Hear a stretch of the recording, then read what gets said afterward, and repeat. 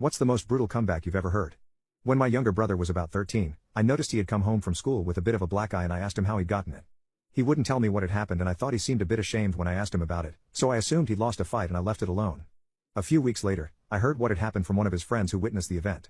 There was a kid named Joe who went to school with my brother who he'd known since he'd started primary school at about 5 or 6 years old. Now Joe was a bit of a jerk, his father had died at a young age. I suspect this was why Joe was always quick to fly off the handle and had a hard time fitting in. He had a reputation for winding people up and generally being a pain in the ass when he was around.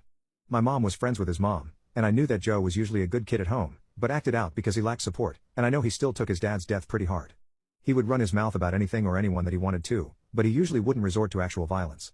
A few days before the incident, our father had just gotten a bonus from work and bought himself a sleek new sports car which has a bit of a feminine look to it. Joe had decided to choose this as his ammo for having a laugh at my brother's expense on the bus ride home. Joe said, "Hey, does your dad do his nails and style his hair? He's driving a girl's car." My brother replied with, "What does your dad drive, a coffin?" When I asked my brother about why he lost the fight, he told me he was so ashamed after he said it that he just took the beating out of guilt.